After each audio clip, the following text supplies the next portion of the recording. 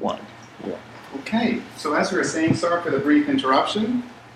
In 1795, James Hutton, a Scot, published a theory of the Earth which made people doubt the young Earth. In other words, he made them doubt that 6,000 years was the actual age of the Earth, and led them to believe that the Earth had to be much older. And through this, it started creeping into not only churches, but into many Bible believers. But wait a second, maybe Genesis is not true.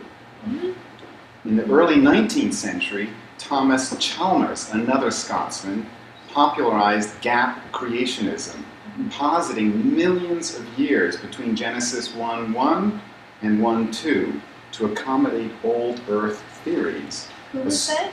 That was Thomas Chalmers, Chalmers, to accommodate old Earth theories,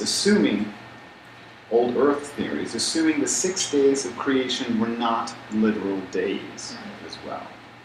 Then, in 1930, Charles Lyell, Lyell, wrote The Principles of Geology, and that made people doubt the flood. So we have people already doubting that we have a young Earth. And then in 1830, Charles Lyell, who's known as the father of modern geology, wrote Principles of Geology, which made people doubt the flood. And that was through uniformitarianism, the assumption that natural laws have always worked as they do today, supporting gradualist change versus catastrophism. Okay, so the idea that the flood was a catastrophic event which changed the Earth's geology is denied by his theory of uniformitarianism, and therefore denies the Bible. He also created the geologic column, which assumes fossils and rock layers were laid down uniformly, thereby creating the 10 stratas. You've probably heard of them: Cambrian, Ordovixian, Silurian, Devonian, Carboniferous, Permian, Triassic, Jurassic, Cretaceous, and Tertiary, which were later assumed to represent different eras. Okay, so at first they were just saying this is how the rocks were laid down, and then they assumed those were different big eras. Then, in 1858, Charles Darwin's The Origin of Species made people doubt the Creator. All right, so we have 3 books. First one made educated people doubt the young Earth. The second one made them doubt the flood, and Charles Darwin comes along and makes them doubt the Creator. Then, in 1929 to 27 to 29, George Lemaitre and Edwin Hubble established the Big Bang Theory, with Lemaitre speculating that, quote, an expanding universe might be traced back in time to an originating single point, end quote, and Hubble confirming, quote, that galaxies are drifting apart, important observational evidence consistent with the hypothesis of an expanding universe, end quote. And both of these are definitions from Wikipedia. Okay, so that's just a brief overview of what we're against. And after a little bit of theory and history, let's go look at the truth. So please open your Bibles. Okay, so as we all know, God created the universe. And so will someone please open to Genesis 1:1 and give us the very first verse of the Bible. In the beginning, God created the heaven and the earth. Great. Thank you, Lucy. So in the beginning, God created the heaven and the earth. Does it say a Big Bang created the heaven and the earth? No, it does not. Okay, so moving around, Herb, can you give us Genesis 1:2, please? It says, the earth was without form and void, and darkness was on the face of the deep, and the Spirit of God was hovering over the face of the water. thank you. And the earth was without form and void, and darkness was upon the face of the deep. As Dr. Morris points out, quote, the concept of the special creation of the universe, of space and time itself, is found nowhere else in all religions or philosophies, ancient or modern, except in Genesis 1:1. End quote. All right, so think about that for a second. What's that again? The concept of The concept of the special creation of the universe, of space and time itself, is found nowhere else in all religions or philosophies, ancient or modern, except in Genesis 1:1. So you're looking at the only place which explains the origins truthfully, because it's the only one that attempts to explain. Furthermore, this tri-universe of space, the heaven, right? So heaven was in Genesis 1:1, of time in the beginning, also in 1:1, and of matter, the earth, also in 1:1, reflects the Trinity. Amazing. so the Trinity of what was the earth, heaven, It's the tri-universe, Tri-universe. rather, of the heaven, of space, time, and of matter, with heaven, the space, time in the beginning, and the earth is the matter. Okay. Okay, so again, things happen for a reason, fellas. Yes, Heard sir. somebody give a description of what you're saying, just to be able to conceptualize it a little better. That if matter were created, there had to be a place to put it, Mhm, which would be space, mhm, and you would have had to have put it there at some point, which would be time. So there you have your Trinity: matter, space, and time. Without all three, you can't have any one. mhm. Right? You can't have matter without all Sure. three. You can't have matter but no Yeah. space, or matter and no time. Mhm. You gotta have all three at the same time. Exactly. They're all essential, as is the Father, the Son, and the Holy Ghost. Okay, and then another very important thing happens between Genesis 1 and Genesis 1:1 and 1:2. The gap theory posits millions and billions of years between 1:1 and 1:2 and requires a worldwide cataclysm to arrive at the globally flooded and darkened earth of 1:2. All right, so let's think through that again. So the gap theory posits millions and billions of years between the first two verses of the Bible. If you're ending up in verse 2, the earth was without form and void, and darkness was upon the face of the deep. There had to be a cataclysm, fellas, right? How else can you have gone from evolution and all these animals running around, right? If they're all of a sudden, the earth is void and in darkness. Everyone dies. Okay?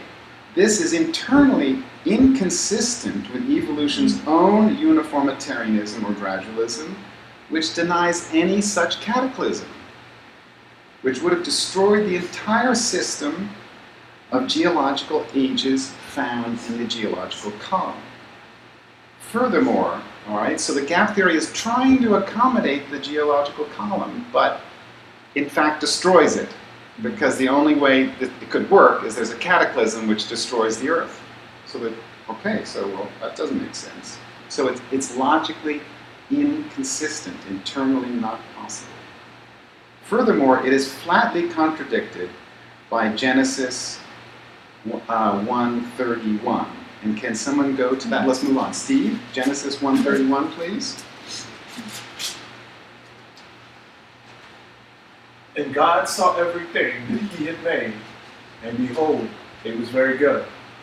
And the evening and the morning and the sixth day. Okay. And God saw everything that he had made, and behold, it was very good. Now, how could it be very good if billions of years passed with billions of creatures dying and expiring, and then a cataclysm occurred between 1:1 and 1:2? God would be a liar. He wouldn't call that very good, Yeah. he would have been overlooking a whole bunch of destruction. So Right, or again, sadist. that's right. So again, impossible. All right, but we're talking about a theory that infiltrated the church and may still have infiltrated it for decades and centuries, and it's impossible. How could any Christian believe in the gap theory is inconceivable. All right, so how about Ingrid, can you please jump to Exodus 21:11?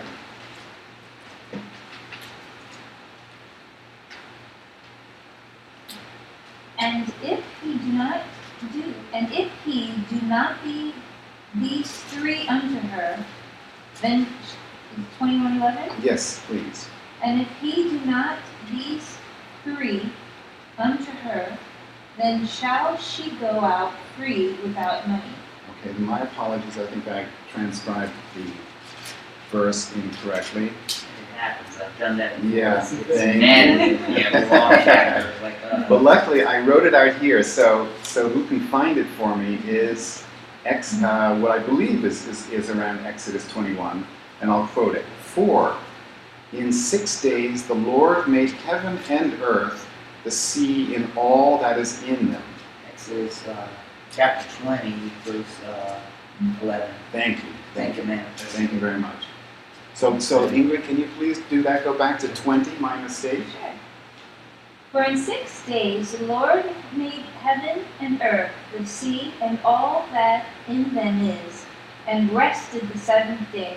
Wherefore the Lord blessed the Sabbath day and holiday.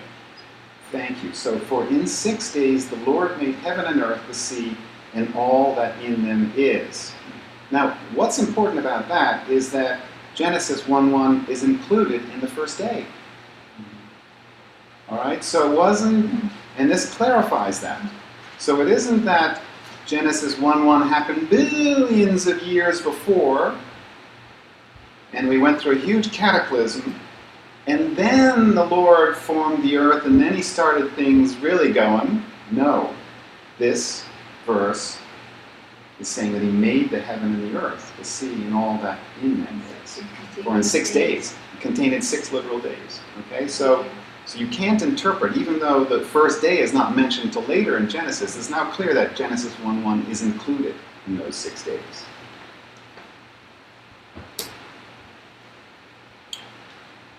All right, can we pop to Philip? Back to Genesis. 1, no, I'm sorry. Yeah, let's go to Genesis 1:31. So Genesis 1:31, please. And God saw everything that he had made, and behold, it was very good. And the evening and the morning were the sixth day. Great, thank you. What I want to concentrate on is, and the evening and the morning were the 6th day. Now, contradicting theistic evolution. Okay, so we've already looked at gap theory, which was one apostasy that many Christians followed. Now we have a very prevalent apostasy, which is included in the Catholic Church and many other denominations, and it's called theistic evolution, which posits that God started the ball rolling and then let evolution do the rest.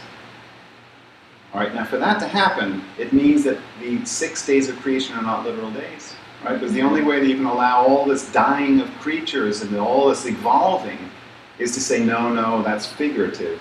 And there actually are long periods between each day.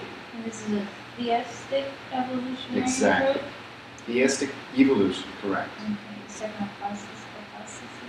Now I won't pop to them, but just to show you how important the idea of a literal day, and it's why it's repeated every day, and the evening and the morning were the first, second, third, because that's a solar day, fellows. There's no way around it. A morning and an evening, it's not like talking about a day of the Lord or an extended period, no. The Bible refers to 6 days in Exodus 21 and 31:17. We don't have to go there. The Bible also refers to the 7th day in Genesis 2:2, 2:3, Exodus 20:11, 31:17, and Hebrews 4:4. Okay? So just to show the concept of literal days are spread throughout the Bible, and it's irrefutable that they are literal days. Theistic and general evolution also invalidated by fact that the death only entered the universe. Recall that it was very good, with Adam's fall and the curse of Genesis 3:17-19. Okay, so this is very important again. Evolution is the religion of death. It only works by species dying for the survival of the fittest, for better genes to be passed on to the next generation. It can only work with death, continual death. So let's look at Genesis 3:19, just the last bit of the curse. So Lucy, if you could say that for us, please.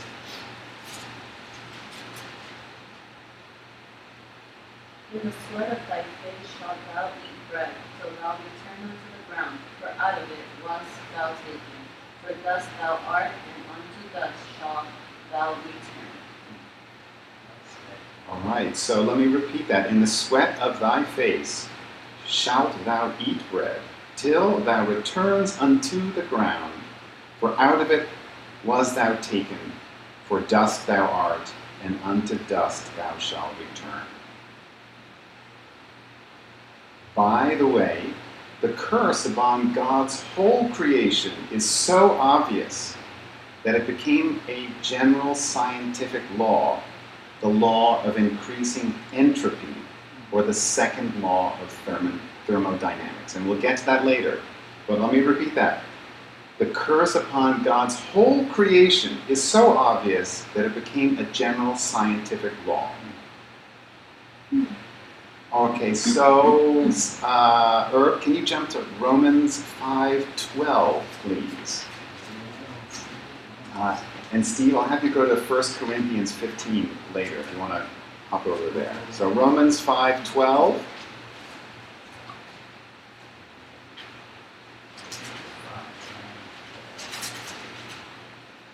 Okay, it says, wherefore, as by one man sin entered into the world, and death by sin, and so death passed upon all men, for that all have sinned. Okay, thank you. So wherefore, as by one man sin entered into the world. All right, so there was no death prior to this of any sort whatsoever. And it's not only man who dies, it is everything. Steve, can you give us 1 Corinthians 15:21? 15:21. Okay. For since by man came death, by man came also the resurrection of the dead. Okay, so this is just to clarify. For since by man came death. So death didn't come by evolution. It didn't come, from Lucifer. It didn't come, no. By his falling out of heaven, becoming a fallen angel. No, it came by man. And which man? Adam. Okay, and with death weighing on the entire creation, and we'll see that now if Romans 8:22. So back to Romans. I should have said keep a finger there. As Dave Hunt always said, keep a finger there. Romans 8:22.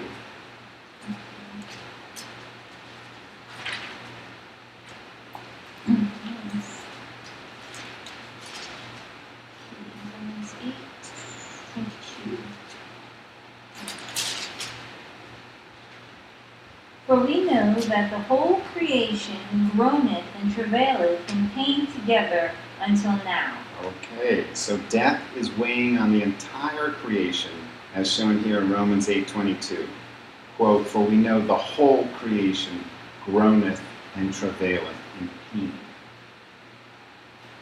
So, the question becomes, how could God have used a religion of death, evolution, to create our world. Yeah, I'm going to go over to, I mean, really, how could anyone believe that? How could anyone who believes in the Bible, who believes in the true Lord, believe for a minute that that was how he would do things?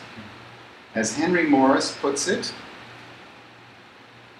in his Long War Against God, page 58, the idea of a loving, wise, and powerful God, the idea that a loving, wise, and powerful God used evolution with its struggle for existence and survival of the fittest as his method of creation is grotesque.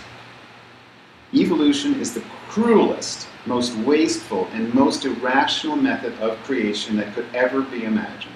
Not even to mention the fact that it is scientifically untenable. The postulated suffering and death of multiple billions of animals in the course of evolutionary progress, from amoeba to man, well, it's not up, but amoeba to man, is a libel against the character of the Creator. Okay? And furthermore, he backs up his belief by giving a quote from actually an atheist biologist, Jacques Monod, who won a Nobel Prize. He quotes him later in the same page. So Monod admits he's an atheist. Natural selection is the blindest, the most cruel way of evolving new species. The struggle for life and elimination of the weakest is a horrible process, against which our whole modern ethics revolts. This is an atheist speaking, I am surprised that a Christian would defend the idea that this is the process which God more or less set up in order to have evolution. Okay? So here's an atheist saying, how can any so-called Christian believe in such a cruel process? It's a slander against God.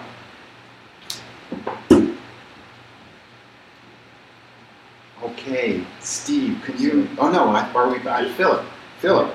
Genesis 1:11. So we're doing a lot of Genesis.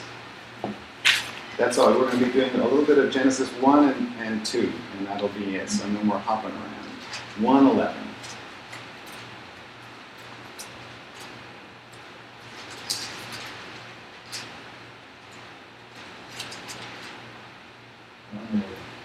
And God said, let the earth bring forth grace, the herb yielding seed, and the fruit tree yielding fruit, after its kind, whose seed is in itself upon the earth. And it was so.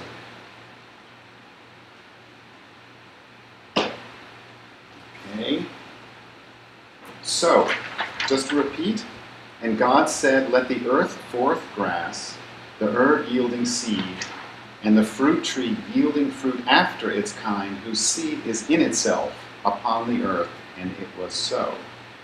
In other words, God produced a fully functioning and mature creation with no need for death or evolution to improve upon it. Okay? So, Lucy, continue with Genesis 1:12, please. And the earth brought forth grass, and herb yielding seed after his kind, and the tree yielding fruit, whose seed was in itself after his kind, and God saw that it was good. Thank you. So to repeat, and the earth brought forth grass, and herb yielding seed after its kind, and the tree yielding fruit, whose seed was in itself after his kind, and God saw that it was good. So the tree is not yielding seed, it's yielding fruit in which there is seed. So, and then on top of which, we can make it's clear from this verse that God created plant life before animal life, contradicting the order postulated by evolutionists. Okay, as Henry Morris points out, quote, there are over 20 such contradictions between the order of creation in Genesis and that in evolutionary paleontology. All right, so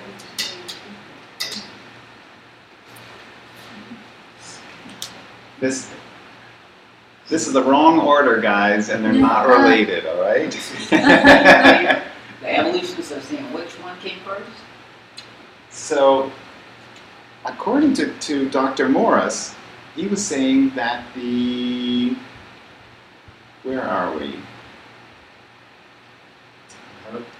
That the animal came before the plant, according to the evolutionists. So the animal coming out of the sea, right? Into the tree. Well, it started underneath, and so the animal came first, and then the plant was provided on Earth, because eventually the animal was coming out attracted by the food that wasn't there at the beginning. Oh. Okay? So, please don't make me explain evolution's internal logic. Okay, so let's move on to, where are we? Sorry, is it Well, Lucy? Genesis 1. Okay, it's Herb. So Genesis 1:25, please. It says, and God made the beasts of the earth after his kind, and cattle after their kind. Everything that creepeth upon the earth after his kind. And God saw that it was. Excellent. So, and God made the beast of the earth after his kind, and cattle after their kind, and everything that creepeth upon the earth after his kind. And God saw that it was good. After his kind is repeated 11 times from Genesis 1:11 to 1:21 to here in 1:25, as though emphasizing the fallacy that any kind or species could possibly evolve into or create another kind of species. Okay, so again, evolution's nice little chart of the amoeba coming all the way up to man is flatly contradicted by Does the that Bible. also answer which came first, the chicken or the egg? Right there, right? I mean, Yeah. And another way to think of this is instead of the tree of evolution, which if you think of it as roots and coming from amoeba, it comes up and then it's branching out into animal life and species, including the animal called man. It actually is an orchard of creation, with each kind having been planted by God at creation. And those are individual trees where speciation can occur, that is, variations within kind. Okay, so Steve, can you jump to Genesis 2:2? and on the seventh day, God ended his work which he had made. And he rested on the seventh day from all his work which he had made. Thank you. And on the seventh day, God ended his work, which he had made, and he rested on the seventh day from all his work that he had made. This statement of completed creation anticipates, as Henry Morris points out, the modern scientific first law of thermodynamics, which, quote, according to Henry Morris, states essentially the same truth. The universe is not now being created, but is being conserved, with neither matter nor energy being created or destroyed. Okay, we'll get a little bit further into some of these scientific laws later, but just to point out, it's a completed creation.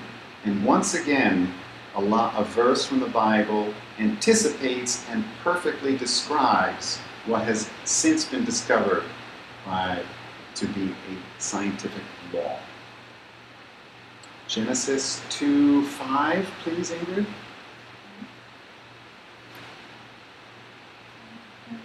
And every plant of the field before it was in the earth, and every herb of the field before it grew. For the Lord God had not caused it to rain upon the earth, and there was not a man to till the ground. Okay, thank you. So to repeat the first part, and every plant of the field before it was in the earth, and every herb of the field before it grew, which also confirms the fact of a mature creation. The first plants did not grow from seeds, but were created full grown. Philip, please give us Genesis 2:7. And the Lord God formed man of the dirt of the ground, and breathed into his nostrils the breath of life, and man became a living soul. Thank you. And the Lord God formed man of the dust of the ground, and breathed into his nostrils the breath of life, and man became a living soul. If, as evolution would have it, man's body had been derived from an animal's body by any kind of evolutionary process, he would have already possessed nephesh, which is the Hebrew word for soul, without needing God's breath of life.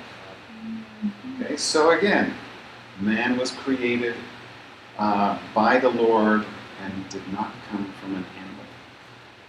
Okay, so let's turn to some of the scientific laws, since we've been touching upon them, and they all happen to support creation. What do you know? Science, Guys. correctly viewed and looked at, supports creation. In other words, honest, faithful scientists, as they have been through many centuries until most recently, until recent decades in the last century or more, were motivated and inspired to reveal the truths that they believed an ordered universe was made up by God, and you could reveal its truths if you could be inspired to do so. One of those truths is called the law of causality. And I'm going to quote again from Dr. Morris, that no effect can be greater than its cause. No result can be greater than its input, if you will, is basic in all scientific investigation and human experience. A universe comprising an array of intelligible and complex effects, a huge universe that we see, including living systems and conscious personalities, is itself proof of an intelligence, complex, living, conscious person with a capital P as its cause with a capital C. What this is saying is the universe as a cause, the effect cannot be lesser. What led to the universe could not be anything less than a highly intelligent, complex, living, conscious person as its cause. All right? So the law of causality is saying, guys, we didn't start out in a primordial soup that became an amoeba that went, There's no way, according to the law of causality, that from a completely nothing background, we could be where we are today. Okay, the laws of thermodynamics are the most universal and best proved generalizations of science. The first law of thermodynamics is that no matter or energy is now being created or destroyed. No what? No matter or energy is now being created or destroyed. So in other words, as Ken Hovind points out, there are two choices. Either God created the universe, or, in violation of this law, the universe created itself. Okay? You see where that's because nothing's being created further right now. And it had to have been created then at some point. And it can't be created by itself. The second law, or the law of increasing entropy, states that all existing matter and energy is proceeding irreversibly towards ultimate equilibrium and cessation of all processes. Or, put it in another way, everything tends towards disorder.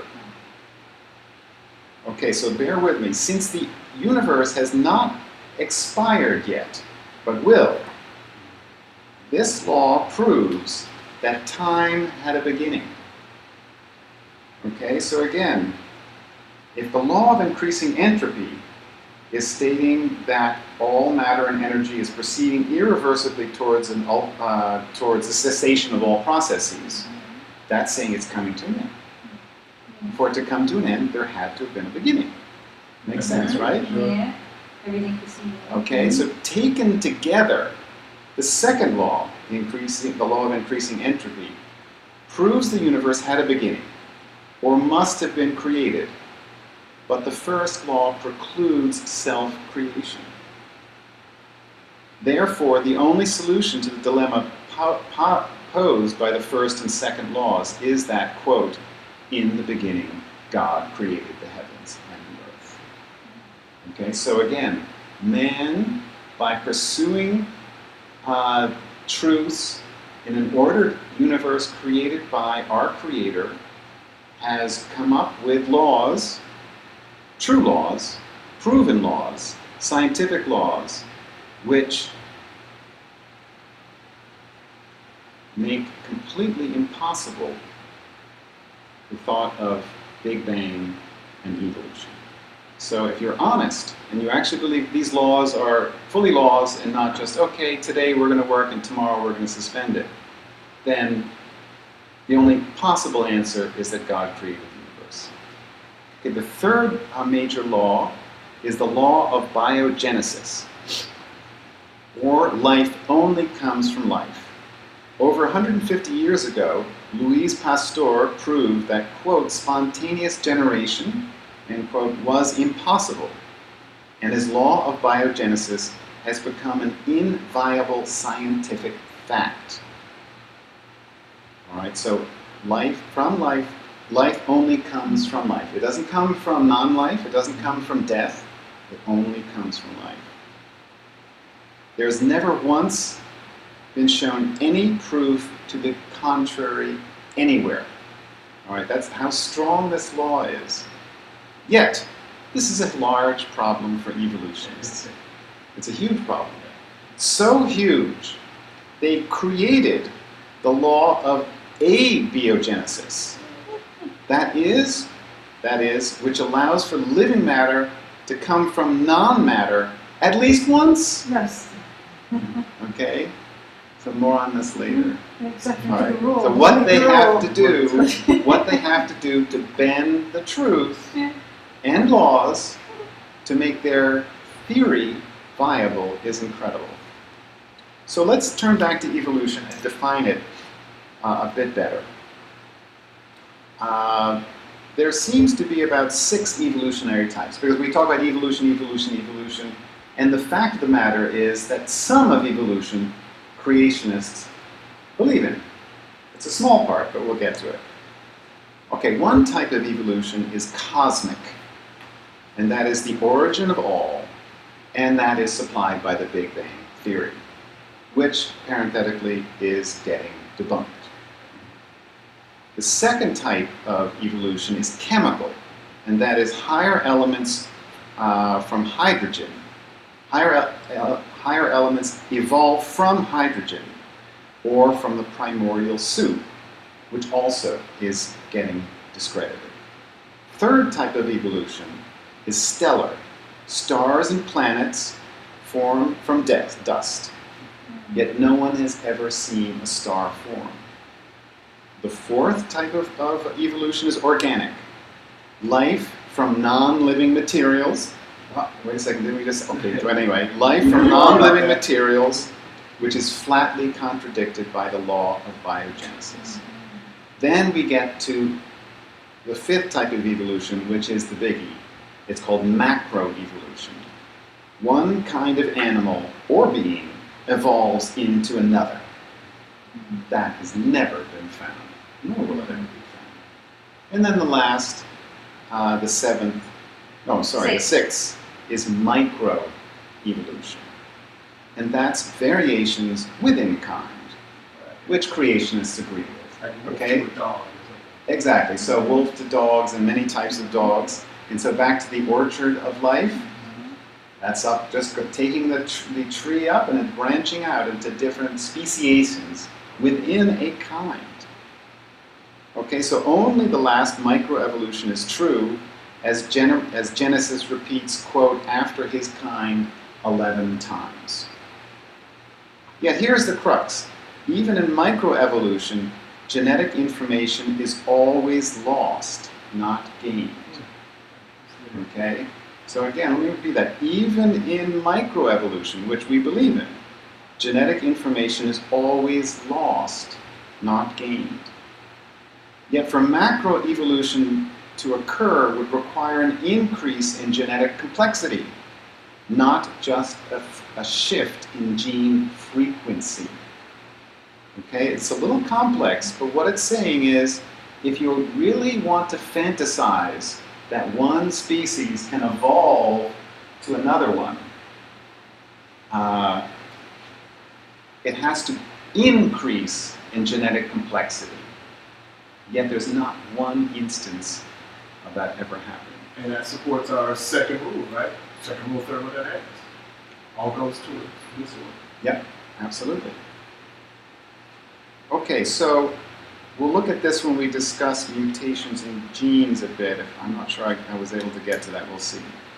Okay, as Kent Hovind points out, evolution is based on two false assumptions. The first false assumption is natural selection causes evolution. No, it doesn't.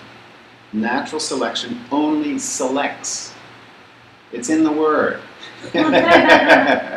It only selects. It never creates. Never. The second false assumption is that natural selection leads to survival and taking over the population. Remember in the introduction I mentioned that? In other words, the religion of death, quote, removes defective organisms and keeps species strong, end quote, as claimed by Edward Blyth 24 years before Darwin. All right, so Darwin was not doing something completely new, he was synthesizing. So what Edward Blyth said 24 years before Darwin was evolution, or the religion of death, removes defective organisms and keeps species strong. Yet survival of the fittest is a tautology. By definition, the fit survive and the survivors are fit. Okay, so it's an empty phrase, but it's kind of cruel sounding, so they came up with it. In fact, survival of the fittest is not equal to the arrival of the fittest. All right, because what they're saying is that evolution pushes into a new arrival. No, this is just saying who makes it into the next generation is there. It doesn't change generation to generation. What natural selection should more clearly be called is differential reproduction. That is, some reproduce more than others. Okay, so this is not a Machiavellian scheme as the social Darwinists took it and applied it to mankind, where the powerful and the fit kill off the less powerful and unfit. What it's all about is differential reproduction. That is, some reproduce more than others. Okay, now I'm going to do, it's a complicated subject, so I tried to do one summary here. And I'm afraid we are not likely going to be able to get to all of this tonight, but we're going to get to a good part of it. The question is, does science support evolution versus creation? And it's a simple summary. And what I have here, and I'll pass this around after I try to show this a little bit here. There we are. We have evidence cited in the left column and problems in the right column. We start with evolution, and the evidence cited includes mutations, and then we can cite its problem. And the problem is that mutations are not observable experimentally. The second major area of evidence cited for evolution is natural selection. The problem with that is that past evidence is mistaken or fraudulent. All right, you can think of many hoaxes. The Pitt, I forget the name. Piltdown Man, thank you, among many others. The third major area cited as evidence for evolution is fossil evidence. The problem, though, is that the fossil evidence is missing. The mechanism is unknown, and life can't come from unlife. And if you think of it, what are fossils? Leftover bones. They're just leftover bombs. They're not showing anything Right. about the life of someone, what came from what. Mm-hmm. They're just a bunch of dead animals. Now, for creation, evidence that we have is that design is everywhere. You just have to open your eyes and look at the stars at night to say, oh my goodness, this is beyond the imagination. This can only be the design of an incredible creator. That's the problem in Romans chapter 1. Yes. That's the explanation for why he didn't go for Billy Graham crusade. He That's right. That's the no excuse verse, and we'll get to that, I think, towards the end. Thank you. The other is creation. Evidence cited is that information equals intelligence. And that gets complicated, but what that's getting at is that DNA, which is just encoded information, literally words, strings of letters encoded into our systems, equals intelligence. The only way that information can be created is through intelligence. Chance, forget about it. All right? Evolution would claim that the DNA molecule was created by chance, and that's impossible. Scientifically to proclaim that. The creation also, evidence cited, is the fossil record.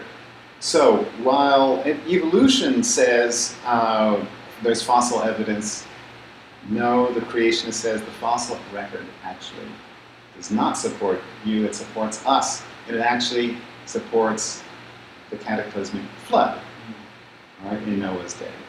And the final evidence cited is Revelation, that is to the writers of the scriptures. Now the problems with all of this is that it's not very naturalistic or scientific. All right, so thinking from today's mentality, well, all of that evidence cited for creation, but the more important question is it true or not? All right, it's not, does it look like the truth you're used to seeing? No. Is it true or not? That's the thing. Okay, so I'm going to go back to some actual scientific evidence on various parts of evolution. So let's start with, if you remember, I started with the 7 types of evolution, and I want to go right up to cosmic evolution, or the fallacy of the Big Bang. All right, to explain away the need of a divine creator, scientists came up with the novel theory of the Big Bang, estimated to have occurred 14 billion years ago. This is very important. Richard Dawkins, a leading atheist and one of the 4 evolutionary horsemen, according to David Hunt, repeatedly points out that no matter how low the probability of something happening, such as life or non-life, he says the probability is low. Given billions and billions of years, even the most improbable is possible. All right? So here we have one of the leading apologists for evolution today, and each time that something is brought to his and their attention that is impossible, the probability is so, he says, it's okay. Billions and billions of years can explain anything. But that is untrue. Because if the probability is 0, billions times 0 is still 0.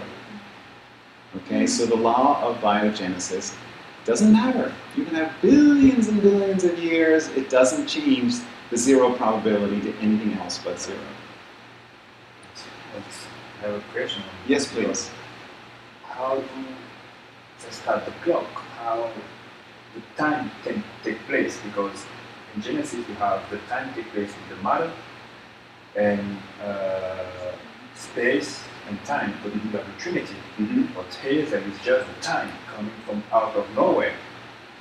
Time and the Big Bang, and then you have something. I mean, the combination, something is missing on the combination. You have just the time, 40 billions, then you have the Big Bang. Where is What about before that? Yeah. The origin of life, the title, well, not really, but the origin of species, the origin of life is the biggest problem of all for all evolutionist scientists. Because they can't explain it. The law of biogenesis is life can only come from life. And they just don't have a viable explanation for how life started on Earth. Forget when the universe started. And I've seen some of them literally when pressed on the subject, because they had no explanation on the origin of life, they actually say, well, maybe with that primordial soup, an alien came and put life into it. Okay. Yeah. So they admit that they don't have a viable explanation for how life started. Maybe that was like a Harvard University. And this is Well, I just told you. That was amazing. What that was at the end of Expel. Expel. Yeah. He was getting frustrated when Yeah, exactly. When he was how it all started. There we are. Okay, Smart so guys at Harvard don't have an answer. Even Taylor. I think it was Dawkins. It wasn't it? Dawkins was at the very end. This was Daniel Dennett. I think. Okay, well, it was incredible. So back to the Big Bang Theory. So it was popularized around 1927 to 29, as I mentioned, by George Lemaitre and Edwin Hubble. The Big Bang Theory is explained best by Henry Morris. So let me hop over here. Page 28. Okay, the present consensus suggests that the entire cosmos suddenly evolved out of nothing. First, as an infinitesimal particle of space and time. Infinitesimal, okay, in other words, smaller than a period, smaller than a dot, which proceeded rapidly through an inflationary stage, then through an incredibly hot Big Bang, followed by universal expansion into its present form. I mean, how much of a fairy tale can you get? Some kind of violation of your scientific law. It's like, wow. And this is what we teach our school children. As Dave Hunt points out, the incredibly hot Big Bang was so hot it would have sterilized and killed, if there had been any living matter, it would be completely toasted. Okay, so that there, all right, and we're supposed to have come out of that? Even if we started as one little cell and then we became Mr. Amoeba? Granddaddy!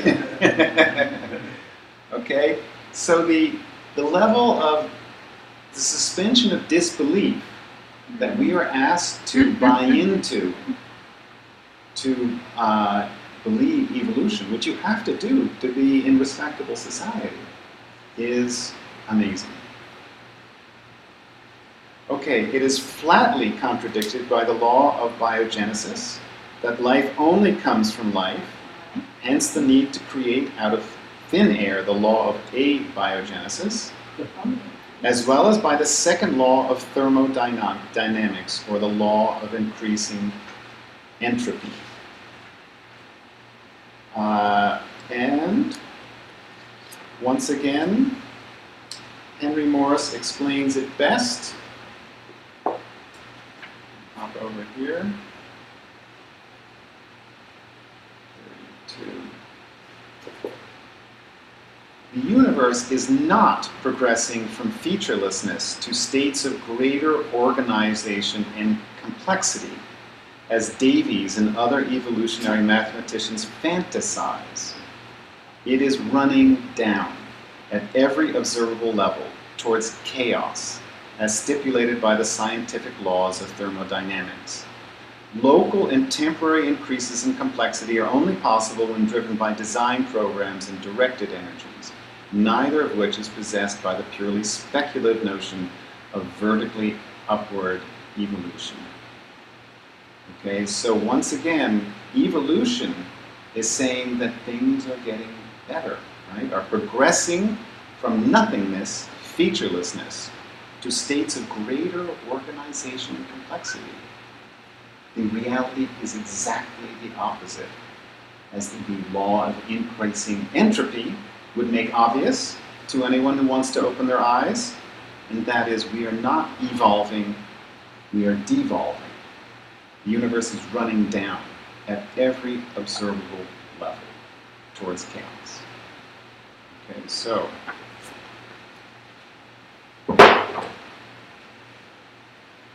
the theory is increasingly being discredited even by evolutionary scientists. This is talking about the Big Bang Theory, and will soon go into the dustbin of history as more and more observations contradict it and prove it untenable. Here are a few examples, and really we could go on all evening with how bankrupt this theory now is. The law of conservation of angular momentum shows that thrown off objects always spin off in the same way. Think of the Big Bang as a spinning dot. Okay? So it's spinning this way. If it throws off something, stars, galaxies, they have to then spin in the same direction. Yet, as Kent Hovind describes in his video Age of the Earth, 2 to 3 planets are spinning backwards. 20 of over 60 moons in our gallery are spinning backwards. 4 planets have moons spinning in a different direction. And even some galaxies are spinning backwards.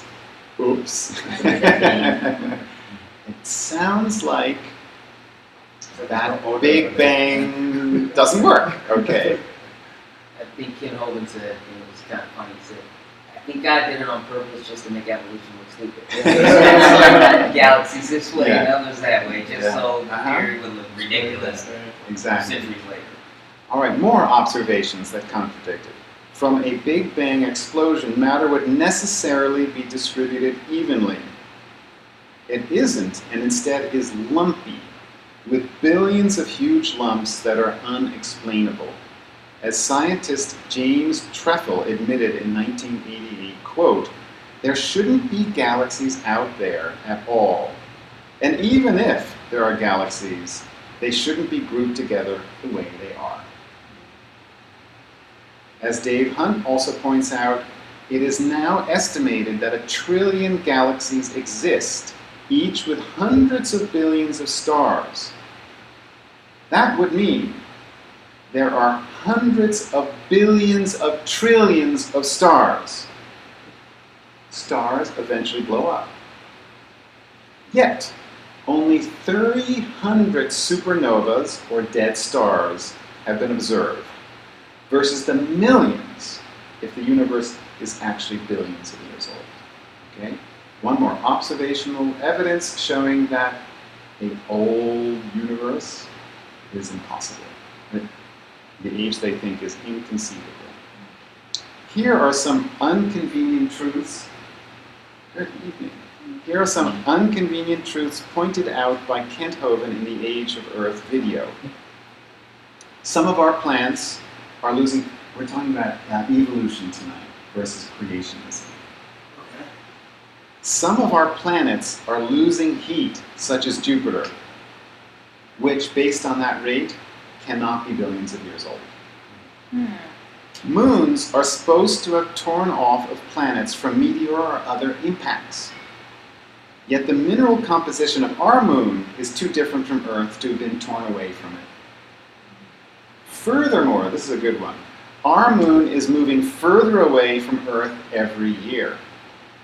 At its current rate, it was just above the surface of the Earth 1.2 billion years ago, causing some serious tie problems.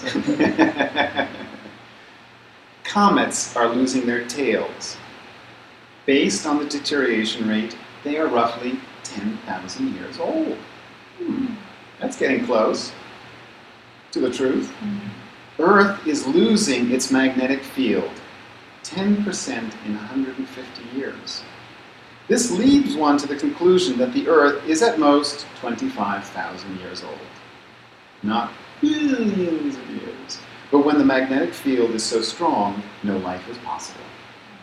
All right, so in other words, even 25,000, because it would have been so strong there would have been no life with that strong a magnetic field. A video from Henry Morris's Creation Ministries called Evolution's Achilles Heel, right here. Okay, another very good find in which 15 PhD scientists explain evolution's fatal flaws, points out a few more. I want to pass that on. The Big Bang model does not allow enough time to explain uniformity of background temperatures, which is called the horizontal problem. 96% of the Big Bang universe is imaginary. It's called dark energy or matter in order to try to rescue the theory. And at last, cosmology, which is what we've been talking about, cosmic evolution, it is not a repeatable, testable science. In other words, the Big Bang is a fairy tale. But all of this has a serious impact, even an existential one, which is ably summed up by Dave Hunt in his Cosmos book. Page 22 and 23. What does it matter whether we survive if we are what we are told we are by those who are popularly looked at to be spokespersons for today's science? If we are simply the accidental product of a Big Bang, plus chance, plus billions of years of something called evolution, working through, quote, natural selection, which supposedly brought into existence every living thing, of what importance could man's brief survival be in the billions of years of evolutionary history? The cosmos doesn't care, so why should we? A few unimportant creatures unknown to the cosmos have any concern for our own survival? Did natural selection implant that concern with us? If so, why? So you see, what he's getting at is that you go down this rabbit hole, Big Bang, plus chance, plus billions of years of supposed evolution. What does it matter? Why does life matter? Why are we here? It offers no answer whatsoever. In fact, as the religion of death, it gives us some very bleak outlook on what we're doing here by chance. Okay, I want to talk about chemical evolution, which is the second one, and the primordial soup. For nearly a century now, scientists have been desperate to show how life could evolve from chemicals. A small book published by Chick Tracks by Thomas Hines called The Vanishing Proofs of Evolution underlines the subject's importance. All right, so yet another. For those interested in reading up, here we are.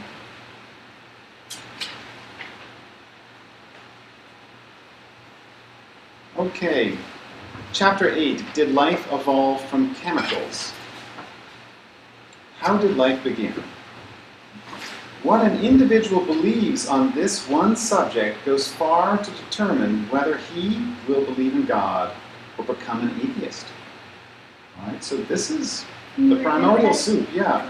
What an individual believes on this one subject goes far to determine whether he will believe in God or become an atheist. The primordial soup is not an old funny story.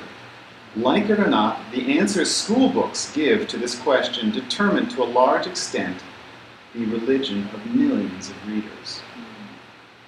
Unfortunately, the only possibility most school textbooks consider for the origin of life is natural causes.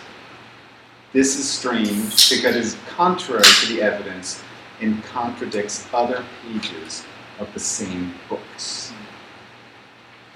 The most famous origin of life experiment in history was by Stanley Miller in 1953 and is still cited in many textbooks. And let me just say this as an aside, guys, talking about textbooks. As a reminder, a famous personage once said, quote, "Let me control the textbooks and I will control the state," end quote. Could this be a Common Core bureaucrat from today? Does anyone have a guess who said that? Absolutely, that was Adolf Hitler. Okay, that is how important textbooks are to the totalitarian state. So, in Stanley Miller's 1953 experiment, it claimed to show that amino acids, one of the foundations of proteins in the formation of life, could be formed under conditions that might have occurred in nature. False. Instead, it produced tar, which is poisonous to life, along with a percent or two of a complex mixture called racemic amino acids. I won't go into the details, but racemic means that they are only one-sided. No, sorry, two. Yeah. And for life to exist in the amino acid, it has to be all either left-handed or right-handed and not both. So in other words, even the amino acids that this experiment came up with would not have gotten us anywhere. When this too became discredited, scientists then came up with another fairy tale that the first living cell was created by RNA. This is called the RNA world. I won't go into the 15 pages on the subject, but Heinz debunks this as well. I'm now going to discuss briefly fossil evidence, because it's so important as it's treated as both evidence by creationists and by evolutionists. Fossil evidence is cited by both sides as bolstering their arguments. Who is correct? Here are two interesting Darwin quotes from The Origin of Species. The first is, quote, "It is a truly wonderful fact that all animals and all plants throughout time and space should be related to each other." Wow, page 170. Second quote, "If my theory about slow gradual changes be true, numberless intermediate varieties must assuredly have existed." Page 211. So what is he talking about? Fossil evidence. If my theory be true, numberless intermediate varieties between one species and another, numberless most assuredly have existed.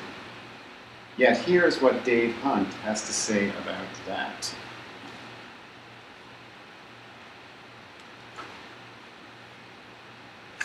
Natural selection within a species is accepted by virtually everyone, including creationists. It is, however, supposed to be the means by which new species evolve from other species. Now get this list. After millions of years of this alleged process, in the formation of 400,000 species of plants, from moss to vegetables, 17,000 species of fish and other sea creatures, 950,000 species of insects, 225,000 species of animals, there ought to be tens of thousands, maybe even more, of intermediary fossils for evolutionists to present as proof of this theory. In fact, there are none. All right, so what I just read before was Darwin said there must be, for his theory to be true, there must be. The result is, despite the number of species cited, well over 1.5 million different species, for them all to have come from the amoeba to this huge range of 1.5 plus million species we have today, the only way to, there has to be intermediary stages somewhere in the fossil record. There is none.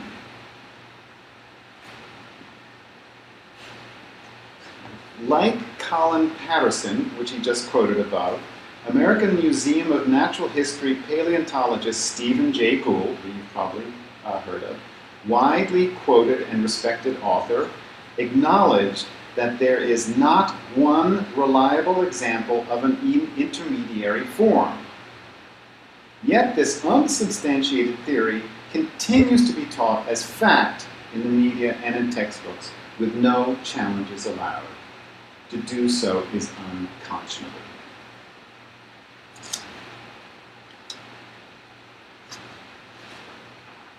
Stephen Gould agrees. The absence of fossil evidence for intermediary stages has been a persistent and nagging problem for evolution. In his book, Evolution Now, page 140. So what is the solution to the problem? Change the theory. Uniformitarianism or gradualism has largely been abandoned for the new theory of punctuated equilibrium, which fantasizes that evolution happened in rapid spurts too fast to be contained in the fossil record. So again, suspension of disbelief is far higher than any Disney or action movie today. We are told to believe in the impossible in order to support the pernicious.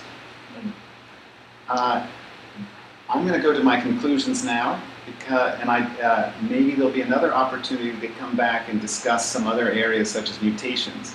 But as I forewarned, it's a huge area, and so I didn't want to overdo it and wasn't able to get to as many things as I would have liked to. But I think the conclusions... When you come back from Brazil, with pleasure. mutations. With pleasure. Thank you. Yeah, and we're going to be coming up on 2 hours in just a bit, so get out your Bibles again, please. And who's up next? So as you notice, for conclusions, we're going back to the source of truth. Okay? So Romans 1:20. And my question is, so how and why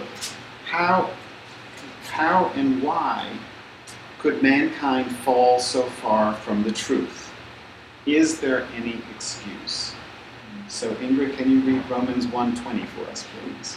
For the invisible things of him from the creation of the world are clearly seen, being understood by the things that are made, even his eternal power and Godhead, so that they are without excuse.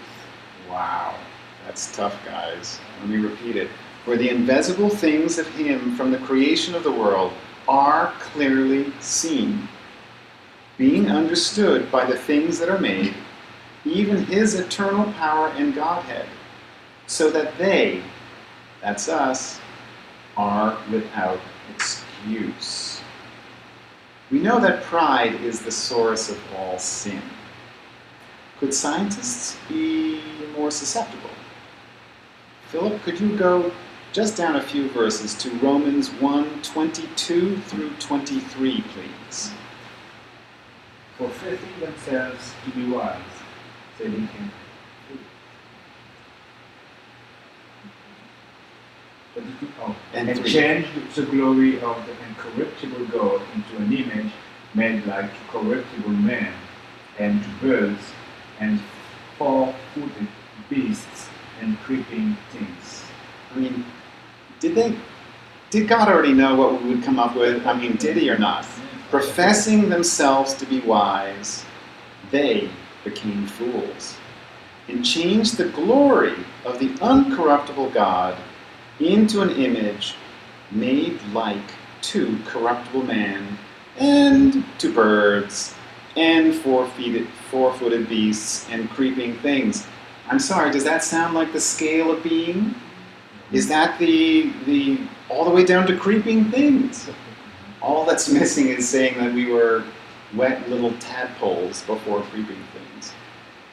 Okay, Lucy, could you please give us Romans 1:25?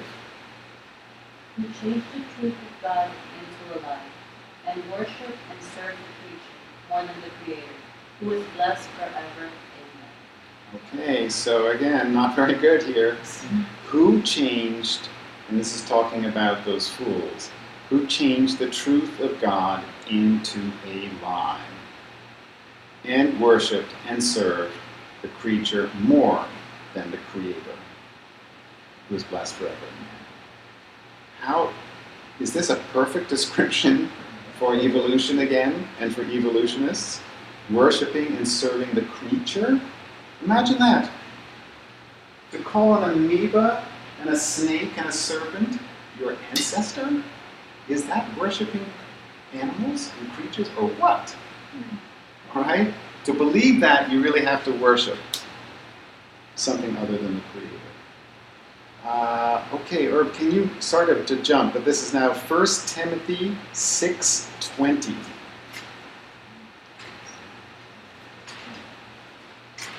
And this perfectly will end the last verse reading, because you titled, and it wasn't by coincidence, you titled this study tonight with this very verse. And I you was see, thinking of this verse, and I couldn't remember where it was at. and there you are. You see, you titled that, and it's the last one that I'm going to quote this evening. So something was working together there.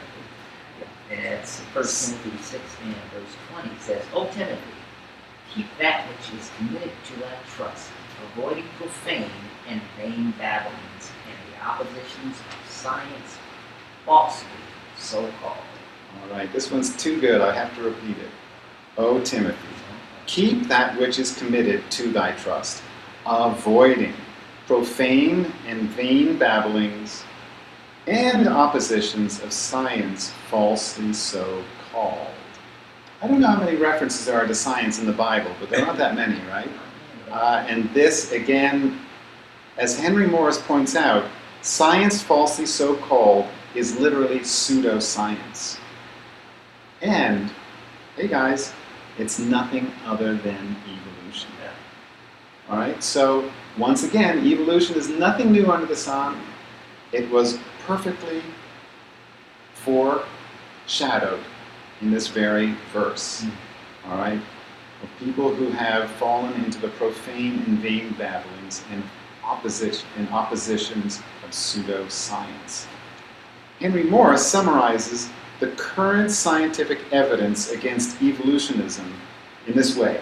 And this is a Bible I recently got my hands on. This is the Henry Morris Study Bible,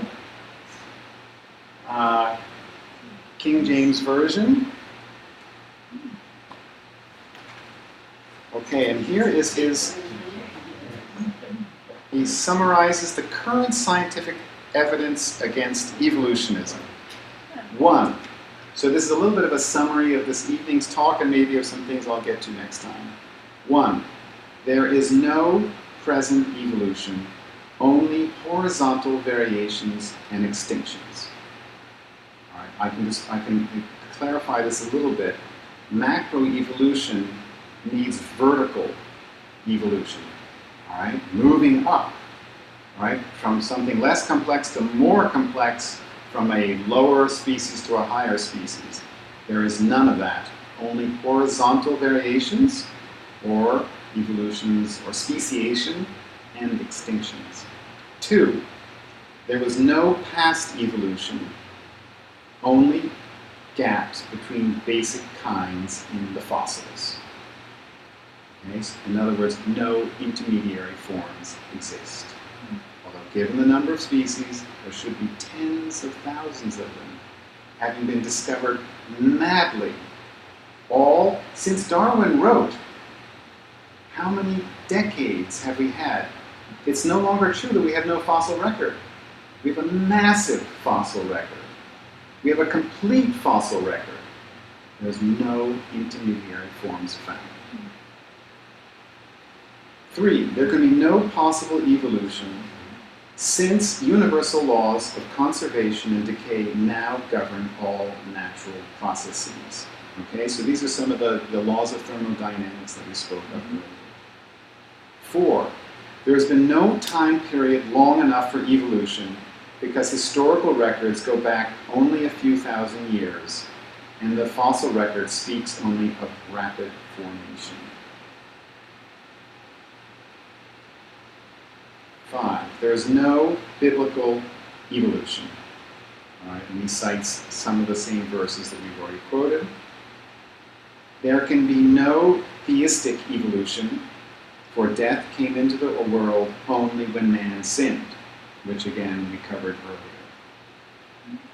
There could have been no pantheistic evolution, for God condemns all who worship the creation as its own creator.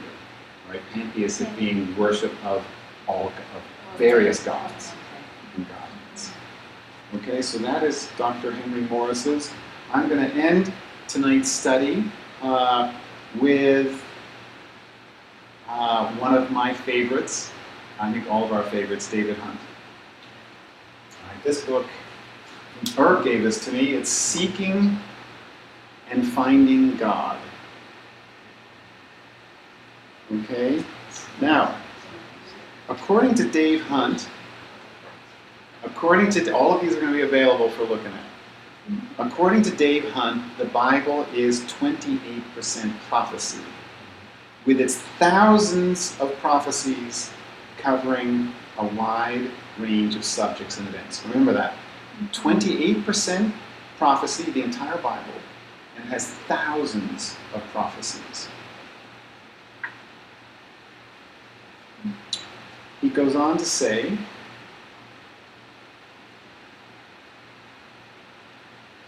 some biblical prophecy awaits future fulfillment. The rapture, the catching up by Christ of all true believers to heaven, the revealing of Antichrist and the establishment of his world government, the Great Tribulation, Armageddon, and the second coming of Christ to rescue Israel. Most Bible prophecies, again, there have been thousands of prophecies made in the Bible. So he's saying most, majority, most Bible prophecies have already been fulfilled. Okay, and these constitute irrefutable proof that the Bible is the inspired Word of God. I'm going to read. I'll continue. Repeatedly, the God of the Bible reminds us that He alone declares what will happen in advance and proves that He is the only true God by specific fulfillment of prophecy. As Dave Hunt likes to point out, no other book of any other religion or belief has any prophecy at all. If it does, none of it is true. Only our Bible. What he does here is he quotes a mixture of verses from Isaiah, so I'm not going to ask you all to jump along by accompanying me. But to make his point, starting with Isaiah 42:9. Behold, the former things, and he clarifies, I foretold through my prophets. So behold, the former things are come to pass, and new things do I declare. Before they spring forth, I tell you of them. Okay, now is that pretty clear? New things do I declare. Before they spring forth, I tell you of them. I am God, and this might already be in 46:9-10. I am God, and there is none like me. Declaring the end from the beginning, and from ancient times the things that are not yet done, saying, my counsel shall stand, and I will do all my pleasure. To repeat, I am God, and there is none like me. declaring the end from the beginning and from ancient times, the things that are not yet done. All right, and the last verse is 48:5. I have, even from the beginning, declared it to thee. Before it come to pass, I showed it to thee, lest thou shouldest say, mine idol hath done them. Okay, to repeat, I have, even from the beginning, declared it to thee. Remember, he declared Jesus' the day of his exact arrival into Jerusalem. He declared it, and we ignored it. I have even from the beginning declared it to thee. Before it came to pass, I showed it to thee, lest thou shouldest say, mine idol hath done it. There are two major topics of prophecy in the Bible, Dave Hunt continues. Israel and the Messiah, who comes to Israel and through Israel to the world. There are hundreds of prophecies covering Israel, God's chosen people, that have been fulfilled, and many more are in the process of fulfilling. And I think I have one more page of this. Here we go. All who would know their eternal destiny for certain, okay, that is us. All who would know their eternal destiny for certain must rely upon what the Bible itself proves to be true about salvation and living the Christian life. Because of the irrefutable proof that it is God's Word, the Bible must be our authority. We commend the Bible to each reader. Do not take our word, but search God's Word for yourself. The Bible itself says, quote, faith cometh by hearing the Word of God, which is from Romans 10:17. In our earnest desire to know the one true God, we must turn to the Scriptures alone. It is up to each one to check it all out from there, the only infallible authority, and having examined the proofs, to believe the Word of God. Such is the basis of true faith, the only faith that saves for eternity. So, thank you all this evening. Herb, can you take us out with a prayer, please? Okay. Well, we thank you for Ben putting forth the time and effort out of his busy schedule to provide for us. Awesome overview of the live evolution, which is science false, so-called, as opposed to real science, which agrees with the Bible and the Genesis creation account. And I intentionally don't use the word story because people tend to think of stories as make-believe. Clearly, Genesis 1, the creation account, is the truth. And thankfully, we have bright guys like Dave Hunt with a mathematics degree from UCLA and bright guys like Ben with a bachelor's degree from Harvard University that are willing to stand up for the truth for us. We thank you for this little fellowship and our ability to get the word from our little assembly out to the whole world via the World Wide Web. That's a blessing. Thank you so much for our host, Ingrid and Lee, for hosting us here and allowing us to do that, Lord. We pray that while we're apart from one another until now, from now until next week, that you keep us safe and keep him healthy and happy and safe while he's down in Brazil doing ministry work as well as working on his next book. And we are anticipating a rapture. But before then, we're going to keep busy. The Bible says, occupy until I come. So until you come first in the rapture, we're going to be busy doing things like this. We can get the truth from out of the Bible into the ears of the people so that it can have an effect on their hearts and get them saved so they can come to heaven with us when the rapture does occur. So thank you for the time and for everybody that got together tonight and came and paid attention to really important, detailed, and complex material that's foundational to our faith in the Word of God, being literal truth as opposed to a book of fables. In Jesus' name we ask for blessings, Lord, and keep us together until we meet together again to gather around the Lord. In Jesus' name. Amen. Thank you. So, all right, Ben, so thank you so much. Let's have a hand for Ben. You'll never know that was your first first at bat in terms of, in the podium, on the pulpit, exposition of the Word of God. So that was great. So, we'll have an opportunity to have you back when you come back from your time in Brazil, and we'll finish up with some of the other things that you have for us in the area of evolution, which is science falsely so called. So for next week, since Halloween is coming up on Saturdays, we do our annual teaching on Halloween being a satanic religion that's really dressed up and made appropriate for kids, though it's not appropriate for kids. So we'll be looking at that. Next week we'll have our little special teaching on Satanism and Halloween being syncretized together and candy coated so that it will be appealing to children. And after that we'll go back into the book of Revelation, which we are rolling through. We completed Revelation 16 while Philippe and Ingrid were in Spain, wasn't it? Yeah. But we're going to give like a little overview on Revelation 16 because there was a lot of complex material in there. So everybody reread your Revelation 16 in 2 weeks, and we're going to talk about some of the things relating to the Battle of Armageddon, the War of God and Magog, and then after that we'll go into Revelation 17 and then 18, which deals with Mystery Babylon and how the Catholic Church ties in to these Old Testament prophecies about worshiping the sun god and ties into the New Testament apostasy that Paul warned about in 2 Thessalonians chapter 2.